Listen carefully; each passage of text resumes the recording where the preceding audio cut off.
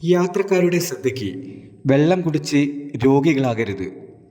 Railway സ്റ്റേഷനുകളിലെ കുടിവെള്ളം ഗുരുതരമായ ആരോഗ്യ ഭീഷണി ഉണ്ടാകുന്നുവെന്ന് കൺട്രോളർ ആൻഡ് ഓഡിറ്റർ ജനറലിൻ്റെ റിപ്പോർട്ട്.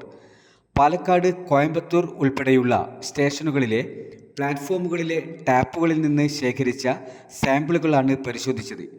വാട്ടർ കൂളറിലെ വെള്ളത്തിൽ പോലും ഈക്കോളി ബാക്ടീരിയ കണ്ടെത്തി. ഭക്ഷ്യവിഷബാധ, വയറിളക്കം, വൃക്കത്തകരാറുകൾ എന്നിവയ്ക്ക് കാരണമാകുന്ന ബാക്ടീരിയയുമുണ്ട്. ഭൂരിഭാഗം കിണറുകളും സ്റ്റേഷന് ദൂരെയാണുള്ളത്.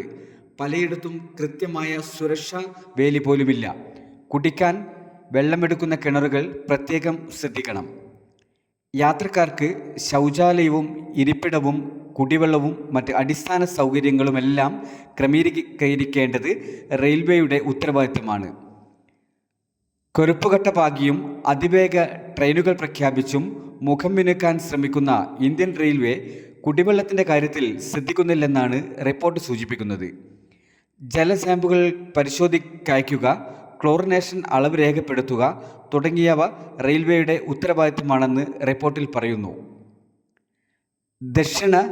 ദക്ഷിണ മധ്യ കിഴക്കൻ റെയിൽവേകളിലെ വാട്ടർ കൂളർ സാമ്പിളുകളിൽ ഈക്കോളി ഉൾപ്പെടെയുള്ള ബാക്ടീരിയകളുടെ സാന്നിധ്യം കണ്ടെത്തി. 2022-23 കാലയളവിൽ 8 സോണുകളിലെ 42 സ്റ്റേഷനുകളിലെയും 2023-24 കാലയളവിൽ 9 സോണുകളിലെ 56 സ്റ്റേഷനുകളിലെയും കുടിവെള്ള സാമ്പിളുകൾ പരിശോധിച്ചു. അന്നും ഈക്കോളി ഉൾപ്പെടെയുള്ള ബാക്ടീരിയ കണ്ടെത്തിയിട്ടുണ്ട്.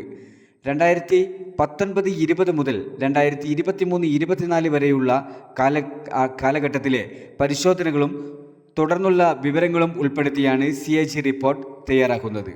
CAGയുടെ പ്രധാനപ്പെട്ട നിർദ്ദേശങ്ങൾ ഇവയാണ്. എല്ലാ സ്റ്റേഷനുകളിലെയും കുടിവെള്ളത്തിൻ്റെ ഗുണനിലവാരം പരിശോധിക്കണം. ജലവിതരണ സംവിധാനങ്ങൾ കൃത്യമായ ഇടവേളകളിൽ പരിശോധിക്കാൻ നിലവിലുള്ള ഔദ്യോഗിക പ്രോട്ടോക്കോളുകൾ കർശനമായി പാലിക്കണം.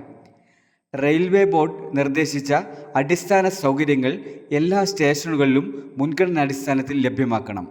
സ്റ്റേഷനുകളിലെ ശൗചാലയങ്ങളിൽ ശുചിത്വം ഉറപ്പാക്കാൻ അധികൃതർ തയ്യാറാകണം. അതേ തുടർന്ന് അധികൃതർ ഇതുമായി നിർദ്ദേശങ്ങൾ, അവരുടെ വിശദീകരണം നൽകിയിട്ടുണ്ട്. CAG റിപ്പോർട്ടിൽ പരാമർശിക്കുന്നത് 2024 ശേഖരിച്ച സാമ്പിളുകളിലെ വിവരങ്ങളാണ്. എന്നാൽ തൊട്ടടുത്ത മാസം തന്നെ വീണ്ടും പരിശോധന നടത്തി ഇതിൽ ബാക്ടീരിയയുടെ സാന്നിധ്യം ഉണ്ടായിരുന്നില്ല എന്ന് അവർ അവകാശപ്പെടുന്നു. എല്ലാ മാസവും ഹെൽത്ത് ഇൻസ്പെക്ടർമാർ സ്റ്റേഷനുകളിൽ സാമ്പിളുകൾ ശേഖരിച്ച്